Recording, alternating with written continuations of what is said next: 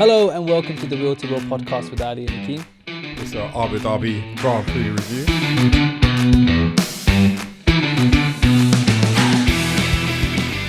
Akeem, it was the season finale, the title decider in the desert, and we have crowned our World Drivers Champion, and that is Lando Norris.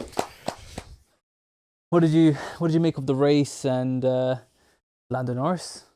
To be honest, the race was interesting. I had a Interesting. it was interesting. I had a couple moments in it that A new way to say boring, but yeah.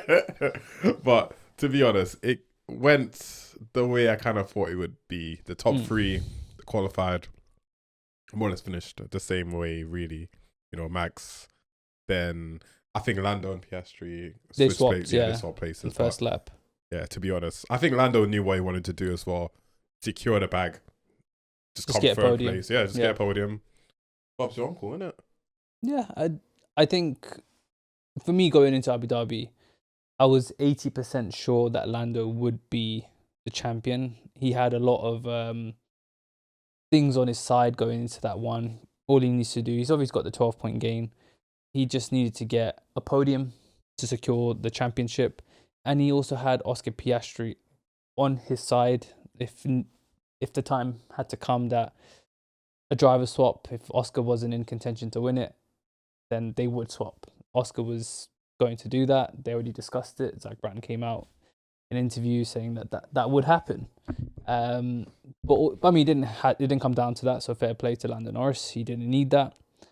And yeah, he had the whole team backing him. So I think that's why I was 80% sure that he was going to be the world's drivers champion, and fair play to him. You know, he did what he needed to do. He had that amazing comeback after the summer break, after Zandvoort, securing a couple podiums, Mexico win and Brazil win. Definitely secured that for him. Facts. And all in all, like, Max has been in great form, to be fair. Even when he went off, done that whole GT race and everything, he put himself right back where he needed to be. I think that GT race was definitely needed. I don't know why, but I feel like mentally it was like a reset for him. And ever since then, the charge has been immense. He's not really put a foot wrong after that. And I can even say he even appeared calmer. You know what I'm saying? And I like to see that. And you know what? Max aside, it's not his day right now. It's Lando's day. Lando, you done well. To be honest, I thought we were going to see more trickeries from Red Bull, to be fair. So I was a little bit nervous for Lando, because I was just like, oh, Lando, man, they got 4 cars on the grid, man. They can do whatever they want at this point. You know what I mean? So But yeah, it was back to the race itself. It was a very boring race, but I think that was down to the broadcasters a little bit, because there was some overtakes being done, but that was kind of in the midfield, and yeah, we just didn't see that because obviously the whole focus was around the championship, and I understand it, but you know, we could have at least seen some overtakes. It was annoying. Stroll had a great race, but let's not get bogged down to other areas of the race. Back on Lando Norris, he is the 35th different champion in F1 history.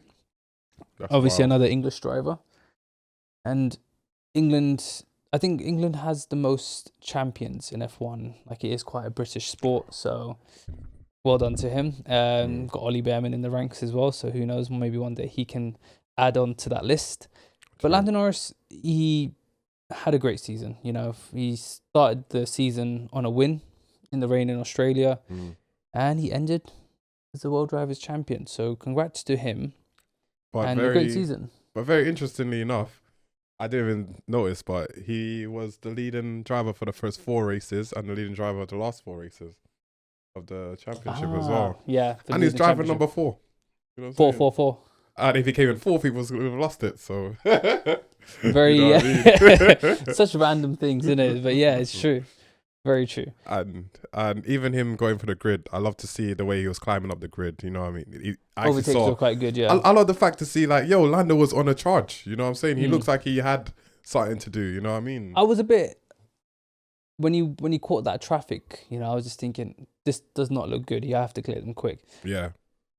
There was a lot of pace in that McLaren. Like, the way he was overtaking, obviously the tyre offset was a huge advantage for him. True. and one overtake in particular was Yuki Tsunoda, which he got penalised 5-second penalty for what was the penalty for? Was it just driving him off the track basically, right? Yeah. I mean, and obviously the weaving, but I think he got the penalty for yeah. put him off the track. It was a very poor attempt by Yuki. He didn't channel his inner Checo for 21. I'm surprised he did it down that main straight. Obviously, if you wanted to slow him down, like how Checo did in Lewis in 2021, you would have done it in Sector 3, park your car on the apex a little bit, bring Leclerc into the race. Because Leclerc was the only sort of saving grace for Max Verstappen. But fair play to Lando. He did what he needed to do. Yeah, facts. And even then, Yuki was kind of like sitting duck at that point. He didn't really have much on the straights. He couldn't really do much. The offset was too crazy. So. No, it was stupid from Yuki to do it on the straight of all places. And I don't want that to be my last memory of Yuki. It's sad, isn't it? Like my last memory of Yuki is just that whole comment. He was just basically just making a fool of himself. And Max probably would have. I mean, it felt like Max didn't really have a teammate to help him out there. No, it really... He didn't do anything. And you know what's funny? He sacrificed his Q3 for that as well.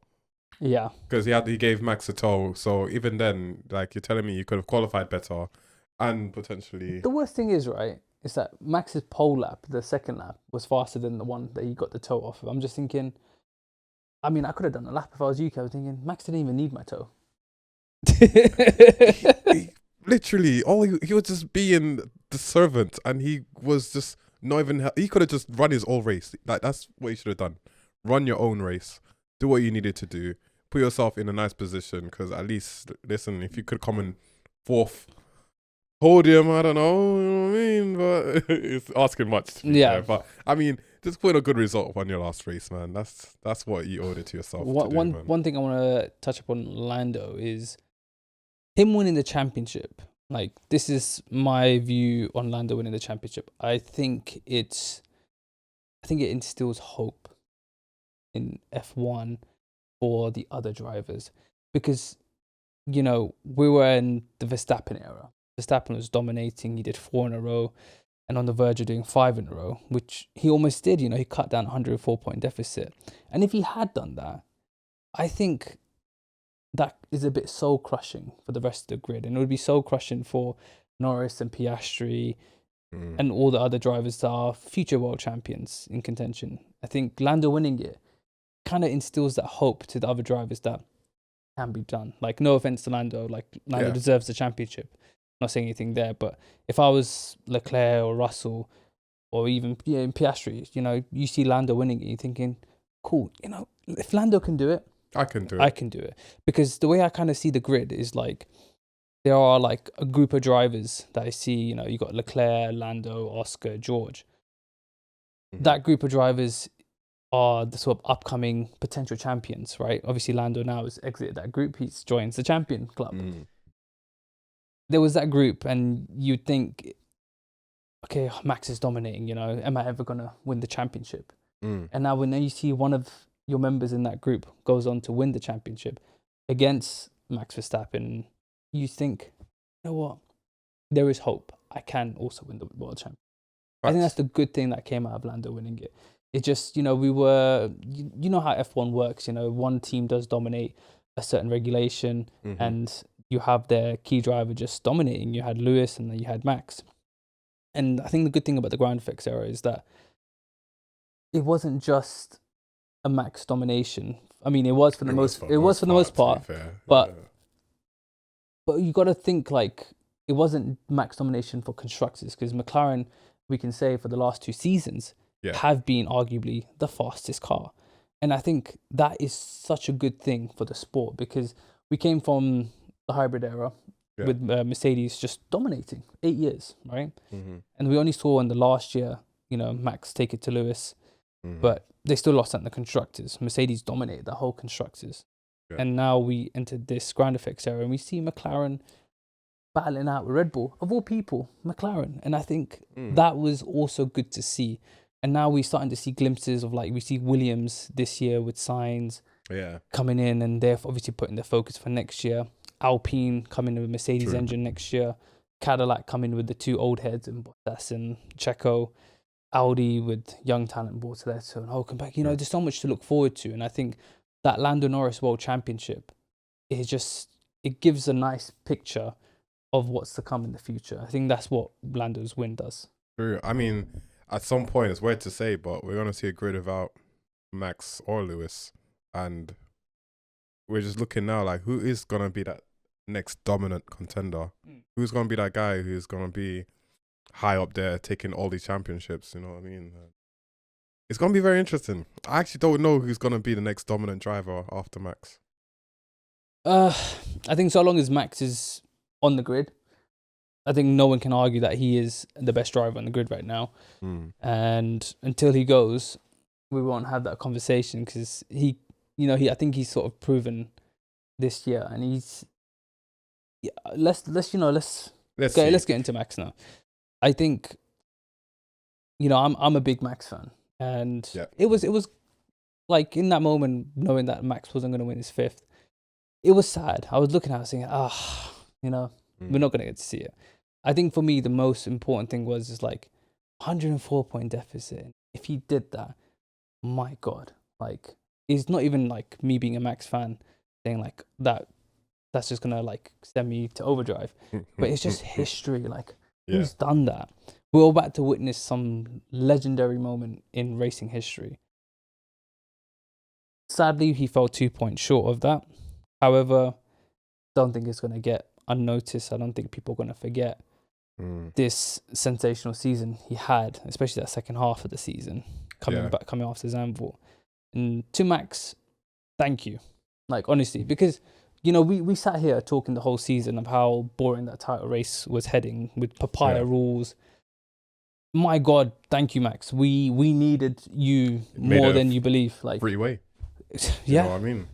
No Diddy. But like we needed you so badly. Like it was gonna be such a boring championship race. So yeah, thank you for like mixing it up and just throwing that extra curveball that you do. And what a great season. A side note to McLaren. They needed to drop the ball like the way they done. Yeah, of course. You know what I'm saying? He's been open and honest about that. Like, he was only there because of other people's mistakes. But he's also been very complimentary to his team, and rightly so. Like, Red Bull did turn it around, and I think that's leadership from Max, and I think that's that new leadership from Laura Mekis. Yeah. They did a fantastic job to get that car to where it needed to be competitive against McLaren, and you needed a great driver to be able to turn a 104-point deficit. Like, we can sit here and argue saying that a lot of it was luck, sure, but what do you do with the luck? You got to make sure you convert that luck into the wins that you need, and that's what Max Verstappen did. And fantastic season. And you're a Lewis Hamilton fan, and you said in your last video that what he's doing is nothing short of goated. Fine, he did fell short of 2 points. He didn't achieve the 5th championship in a row. But I think we've seen all over social media and even on mainstream media that Max Verstappen this season has turned a lot of his haters into fans, and this is how sensational of a season he definitely had. Yeah, I mean, he definitely let me recognize his greatness. You know what I mean? Like, even watching this now, it's just crazy to imagine that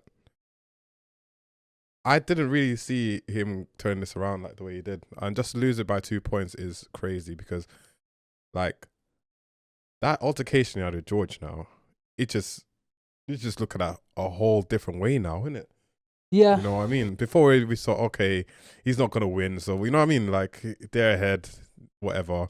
So we just ignored it. But imagine he came 10 points close, and he came 2 points close. Can you imagine? I think it's like, don't get me wrong, obviously that moment, I think he definitely regrets it as well. He said it openly in interviews. But it's so easy to sort of pick a moment in a season. But I picked that moment because I think it shows growth in Verstappen. Oh, 100%. Because I think Verstappen now, he's going to be a lot more clear-headed. So what I've realized is these little moments of tantrums. Yeah. He has. He's gonna know how to numb that down no more. Because now I've realized he has that championship mindset now all the time.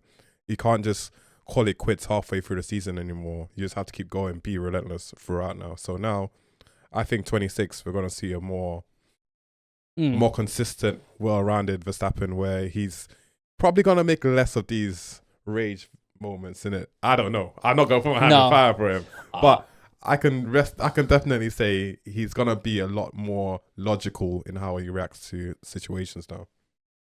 I'd like to say I'd agree, but I don't know, because it's Max Verstappen for you, and I know I'm not condoning his behavior, what he did with Russell, but I'm not gonna lie, that's kind of one of the reasons why I actually love him, and what made me fall in love with the sport is because of Max and the way he is. And like, yeah, you can call him tantrums and moments of rage, but I see that as passion.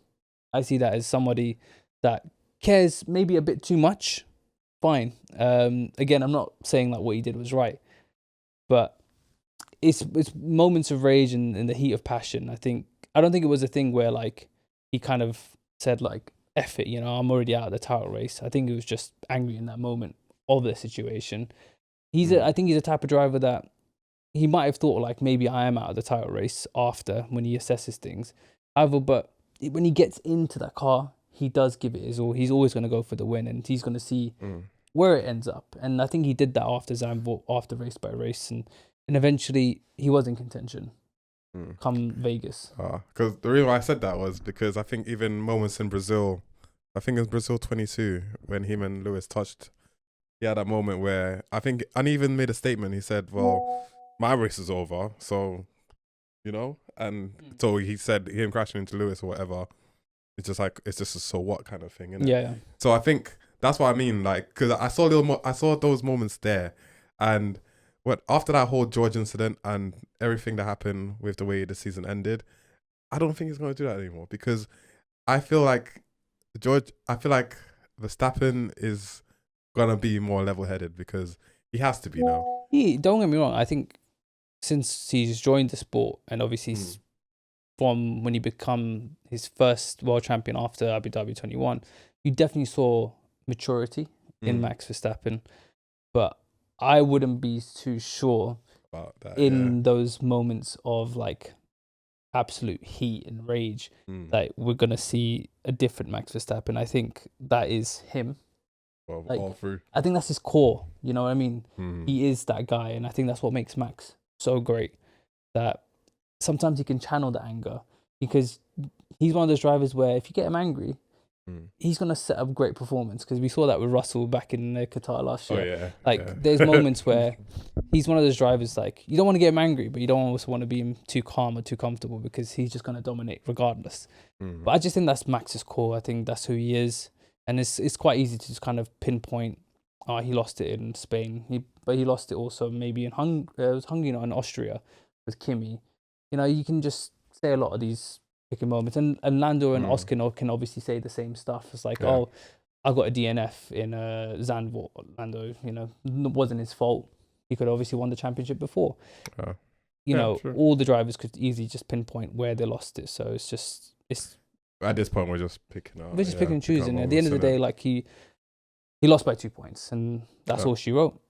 And it's one of those kind of like hard pills to swallow, because like he finishes the season with the most wins and 8 wins and the most poles this season, and he wasn't in a McLaren. And I think that kind of shows what Max is all about. That cool, the other 2 drivers, they can be the fastest car, but I'm still going to try and put in a great performance. And we saw that in Max this season. He had a great season. I don't think anybody can really fault him. If anything, this kind of adds to his legacy. Yeah. It's almost like Fernando Alonso at Ferrari all those years, losing the championship by like 4 points, couple points there against Vettel. And that Ferrari was really, really crap as well. So, and we never forget that. F1 fans will never forget Fernando's time at Ferrari. And I think we're going to be talking about Max's last 2025 season, like the same way we talk about Fernando's seasons at Ferrari. Yeah. But let's go over to the other title contender, and it's Oscar Piastri. And I feel sorry for him. I feel sorry for him after Qatar. Like, I wanted to give him a hug then, and I really wanted to give him a hug after Abu Dhabi. But he handled it well. Obviously, he was very graceful in defeat. Said his congratulations to Lando, and even the radio messages with Zach Brown. I just don't know how he kind of keeps his cool, because it was like, I'm not going to say sabotage or anything like that, because I don't think there was anything wrong with his car in those couple races where he didn't perform. Yeah. However, it was a season where you could see that McLaren did obviously favour and wanted Lando to win. And it's a shame for Oscar, because for him to be leading the whole season, about 80% of the season, leading the championship, but still favouring the other driver, it must be so gut-wrenching. And I've heard him use that word. It must be so gut-wrenching for him, thinking like, damn, my own team doesn't want me to win, even though I'm kind of outperforming their star boy. It's sad. Yeah, it is sad, man. I think Oscar definitely, he done well. He had a really good season. It's just the slump is very unfortunate. You know what I'm saying? Like, I wish he maintained that form all the way throughout. I think it would have been if Oscar won, it would have actually still been quite poetic as well, to be fair. Like, he actually had his moments. He had to dig deep again, come back on top, and fight for that win. And I believe the aura around it, you know what I'm saying? Like, the fans, a lot of people would have still appreciated Oscar as well, to be fair. I mean, even like the word aura. You know what I'm saying? No, it's true. I've heard people say about the whole aura things. Like, they were saying, with Lando Norris and Oscar Piastri, it's like, oh, if one of them wins, like, he'll be like the most auraless champion that we've had. I get what you mean. I definitely get what people mean by that. Because even when I was watching I wanted Lando to win. I was rooting for it, but like, I was watching the room, and it seemed quite quiet. The drivers. You know what I mean? Yeah, the cool down room. The cool down room, whatever. I was watching it. It seemed very quiet, and a part of me was just watching it, and I was just like, it was somber. I was happy for Lando, but at the same time, someone died in there. Yeah, it felt like someone died in there, man. It was just so quiet, and even then, like, I know Oscar was just thinking, this should be me right now, and I feel like rightfully so. You're so far ahead in this championship, but for Oscar, I'll say I hope this makes him hungry. I hope next season, just put your foot down and just go for it, because you know what, he still has a chance, man. He still has a chance. Yeah, I mean, do it. I think everybody can agree with this, is that in Oscar Piastri, we do definitely see a future world champion. Yeah, 100%. This is another gut-wrenching moment for Oscar, and probably for other drivers, more so for Oscar, because he was in that position to win a World Drivers' Champion this year. Is that next year, it's just an unknown for everybody. Like, it might be crazy to think that might actually be his best shot at becoming a World Drivers' Championship, because we don't know the future. He might move to another team to have a better position, but who knows if McLaren's going to go back to being a dominant team next year. Because right now we're going into a blank canvas. Everybody's starting fresh, everybody's starting new, and nobody knows who's going to be good next year. I mean, but it's kind of exciting at the same time. Any form of comfort was that McLaren at the beginning of these regs were nowhere. And look at them at the end of it. It's true, but this reg is quite small. I don't think it's a long regulation. Yeah, but like, who knows? Like, I think in the off season, right, of 26 going into 27, I believe that the team are going to learn a lot from it, and they're going to develop the car in such a way that for 2027 they can make great gains. I was having this discussion with a friend about Oscar next year. He likes to think that they focus on Lando this year, and they will focus on Oscar next year. Try get him to become a world champion. Do you think that's going to be the case, or do you think they'll still continue to favour Lando as the golden child? Well, to be honest, I think it goes the same way as it does for like a Max,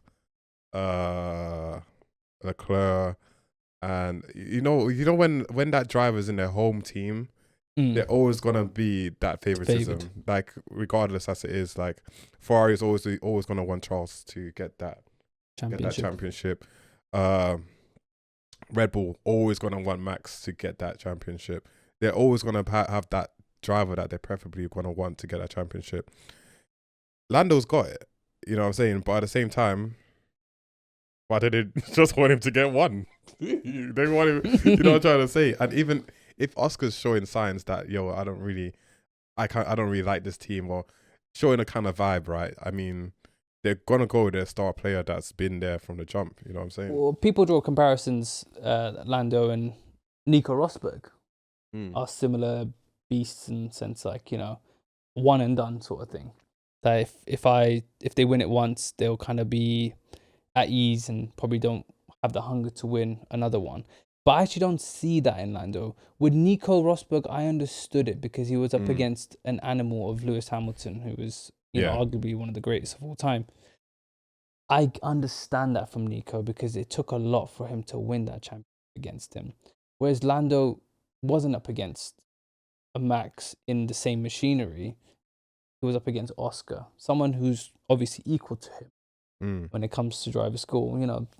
Give or take, one of them's better than the other. It's nothing crazy gap like a Lewis and a Nico.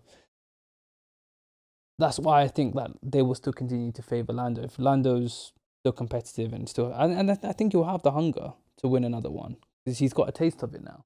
Yeah. Remember when he was satisfied with P2? Remember when he first got P2 and he was gassed? And imagine it got to the point where we even just call him Mr. P2, you know what I mean? And now that he's got a championship, you think we're going to see Lando again? No. Yeah, he's hungry now. He's got that feeling of a champion now. And I feel like with all the naysayers and all the stick he's been getting with Oscar Piastri, I feel like next season he's going to want to say like, yo, listen, I will beat him again. You get me? Like, I will make sure you guys can't even debate it anymore. I want to beat him again. Probably my team should play less of a part in this. Let us race and I can show it happening. But yeah, I think it's going to show good hunger. And likewise for Piastri too. Piastri can just go, yo, listen, I'll put my foot down. If I'm in the lead by 80, I'll make it 120 now. Yeah. You know what I'm saying? Extend it as far and keep I mean, it going. I think that's the lesson that Oscar's learned here is that, like, F the team.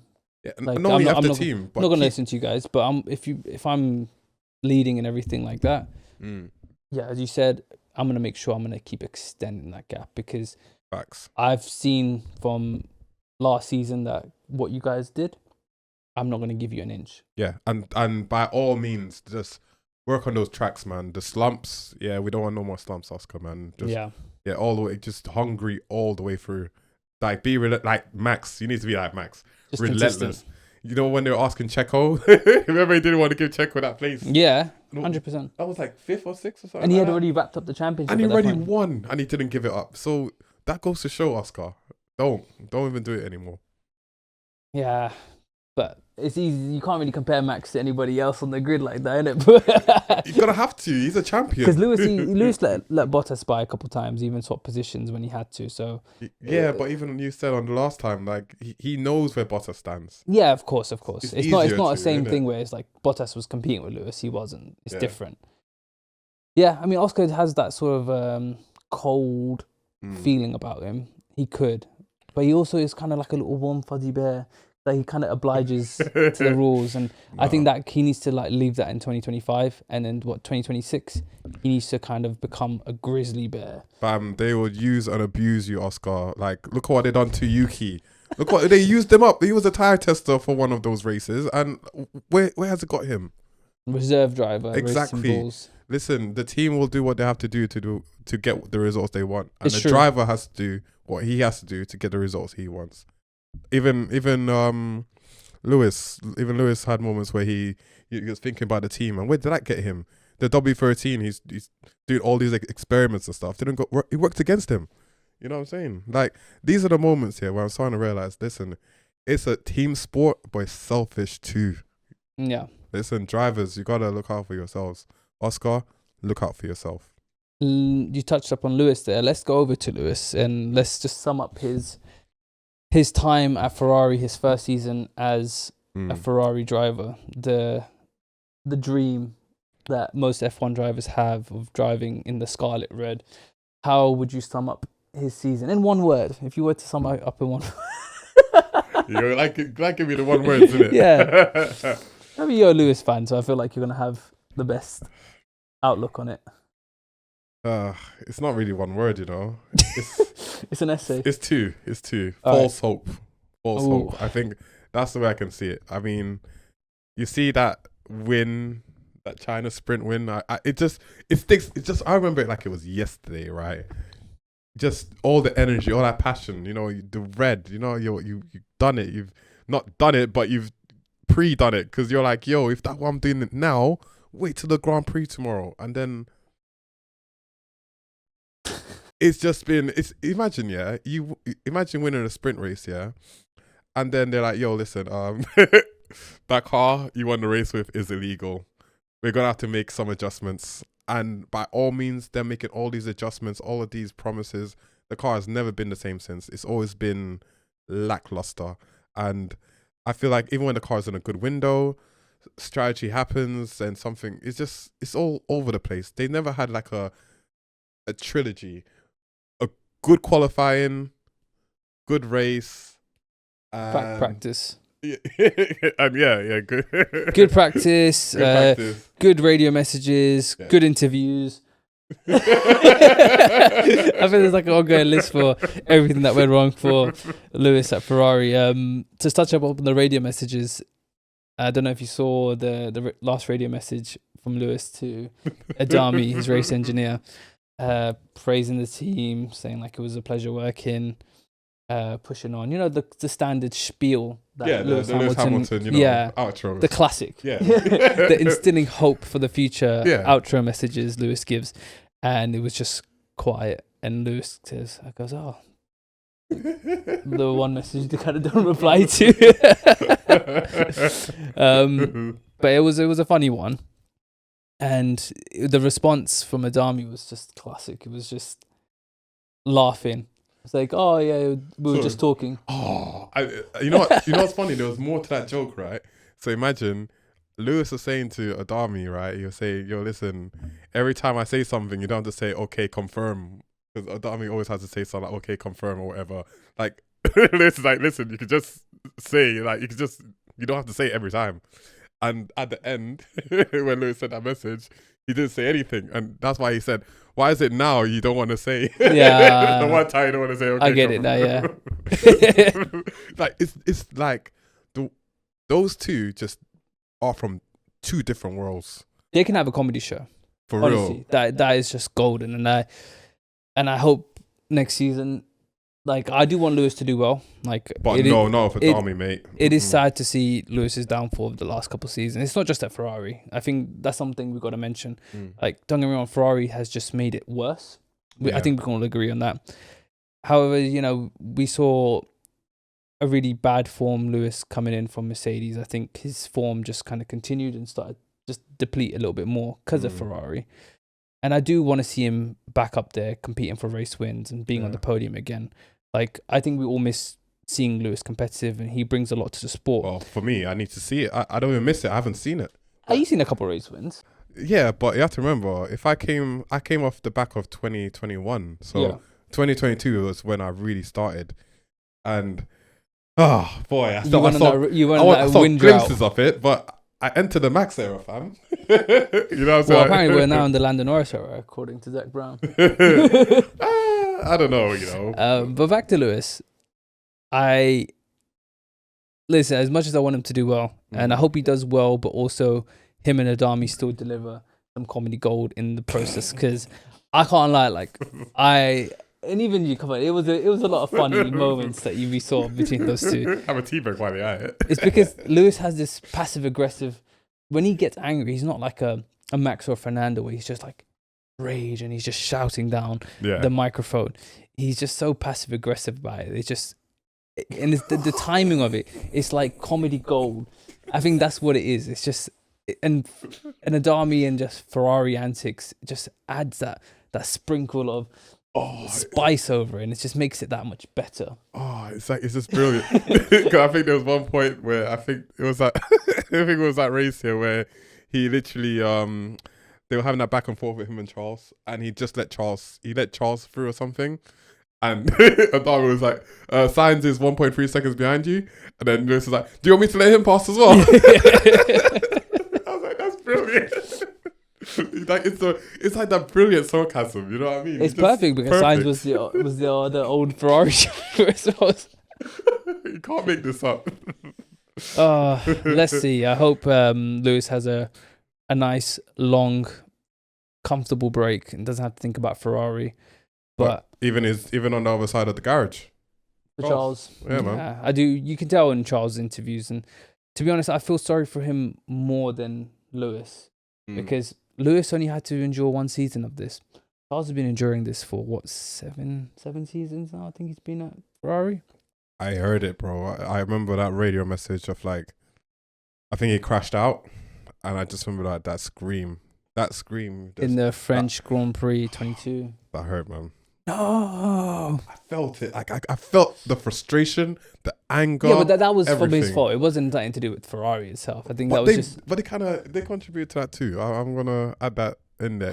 Charles was making his own At mistakes.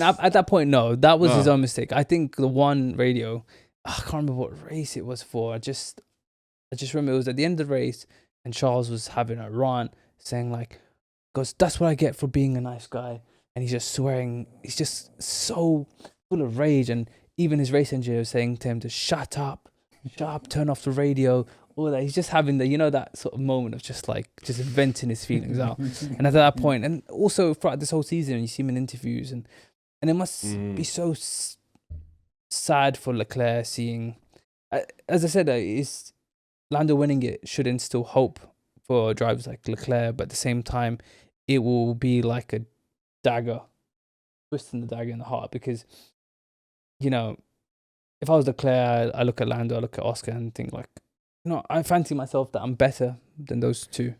And seeing Lando win the Drivers' World Championship before him must be kind of sad. But you know what?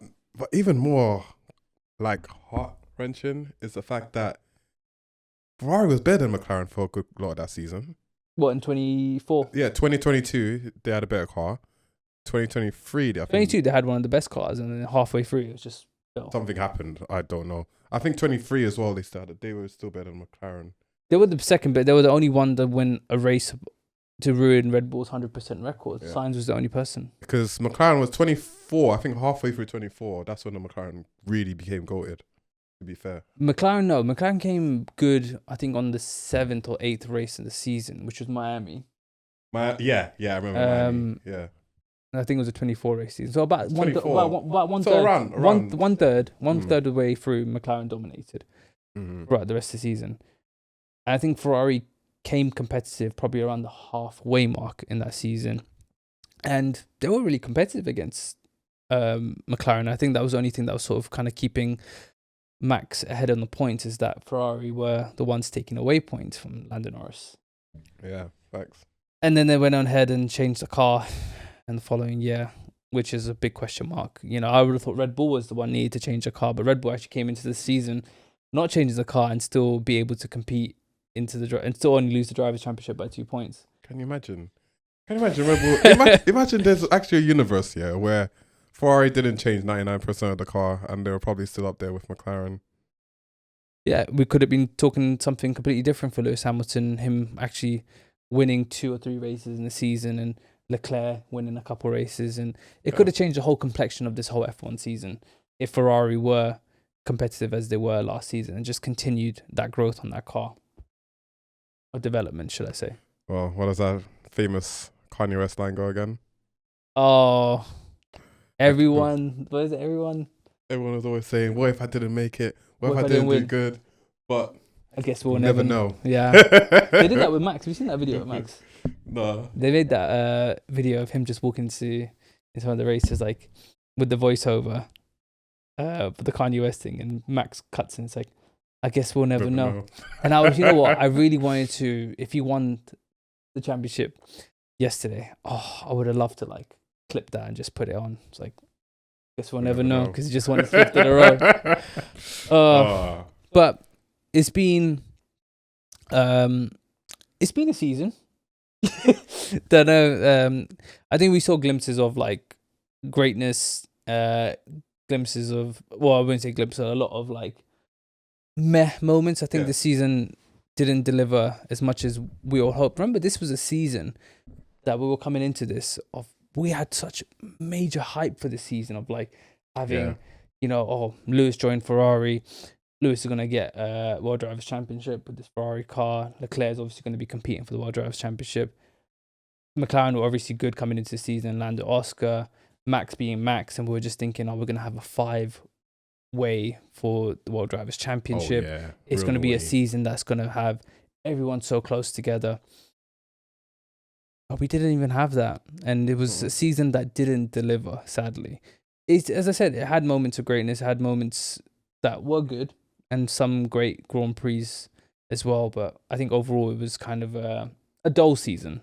I think I would say, when would you say got interesting this season? When would you say like this halfway mark, innit? Yeah. I said, and I go back to complimenting Max and Red Bull for this, because if they didn't enter this title race, I don't think this season would have been that great. I don't think it was. Yeah, I think even now, because Papaya Rules was really ruining the season. It was dampening it. Yeah, don't do that again, please, McLaren. We don't want that stuff. It just ruins the whole racing. Yeah, just split the garages. Yeah, you know what? Do what Mercedes did. Just split the garages and just let them race. Yeah, because I think there were talks, right? Even with this race going out in Abu Dhabi, that Oscar didn't get the same amount of runs practice as Lando did.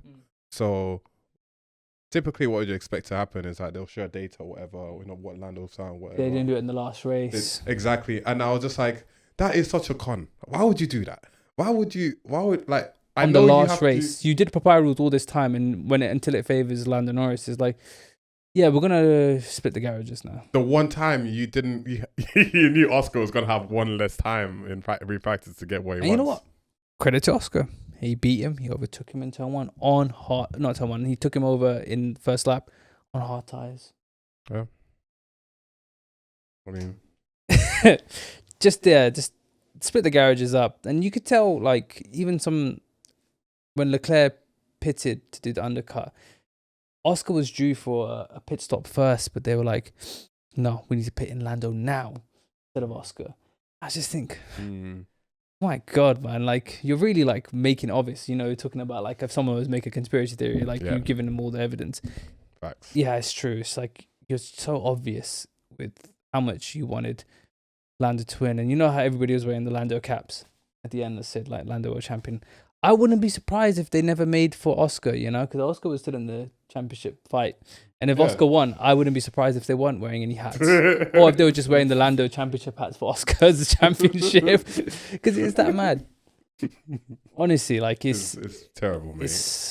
It's a bit sad for Oscar. But yeah, as you said, like, hopefully he'll learn from it and just have a bit of a mean streak about him in the seasons to come. Yeah, facts. I think I owe you £50. Oh, yes. Well, it's going to a good place, Ali, to be fair. It's going to a good place. Are you going with the charity? Nice. What charity are you giving it to? The charity of the Keem Foundation. Oh, nice. And what is that foundation? Just let me know what charity you want it to, and I'll send it to them. I'll send the bank account details over for you. No, send me the link for the charity, and I'll send you the receipt. Nah, we only have account number and sort code over here. Okay, no problem. We're just starting off. I'll give you cash. Brilliant. We love the one that folds, man. But we'll continue this bit on for next season. Oh, even better. Haas and Audi. I think Audi versus Cadillac. Are you going to back Cadillac for this one? Because I'm still sticking with my Sauber boys. It is. Oh, that is true. They do have an advantage. Yeah. Who? You're right. Audi has an advantage over Cadillac. So I don't know. Although you got two experienced drivers. Yeah, but look how two experienced drivers got you. No, Bortolet's not experienced. Oh yeah. But it's just Hulkenberg. You had Ocon. Oh yeah, but Ocon was. Yeah, but I mean, it's the same sort of dynamic of like a rookie and an experienced driver. I think we both had that going for Yeah, we each did, other. didn't it? Oh yeah. So now we can enter with Audi. It's like Bottas has got that 1 year experience, so you can count him as some experience.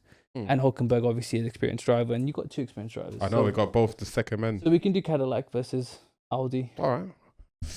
But it'd be weird not voting against Audi. I would kind of vote more for Audi, to be fair. We don't know. As I said, I think it's a blank canvas for everyone. But who would you say if you had to say Audi? But they're doing their own engines, though, Audi, right? Yeah. And who's Cadillac using? Ferrari. Yeah, Ferrari engine. So, I think if anything, it's still more of a risk for me because we don't. This is Audi making an engine for F1. It's like that's more of a risk, whereas Cadillac's just using a Ferrari engine, who's obviously going to be a bit more reliable than Audi. So okay, all right. So what'd you say then? Audi or? I'm obviously going. I like to Cadillac. back my boys because I like Hulkenberg and I like Bortoleto. But you have Checo and Bottas, who are the greatest assisters. Yeah, true. I mean, we always wanted and they to both see. have race wins, which Hulkenberg and Bortoleto don't. So you have that edge. That is true. You also had the edge on the Haas bet as well, because who would have thought Sauber would have ever was competing for points? You know, I just made a random guess because I was kind of like fancying the drivers a bit more on that. That is true, and they've done very well. They got podiums. Yeah. I mean, so I'm giving you the upper hand again on this bet. I'm still taking like the underdog bet. I think here, Cadillac is still more or less the underdog here, though. To be honest, I think they're fairly even. Barely, but I feel like Cadillac's a little bit below. To be honest, I just think that Ferrari engine kind of sets them a bit better because the Audi engine, I think that's a big risk. I think it's a big risk. Yeah. So, I think it's a 50-50 bet. 50-50? Yeah. I'll go with Audi. Cadillac. Okay. You have it here, folks. I'm about to win my £50 back. Let's see. About that. But on that note, guys, if you haven't already, please like and subscribe, and I hope you enjoyed the video. Peace.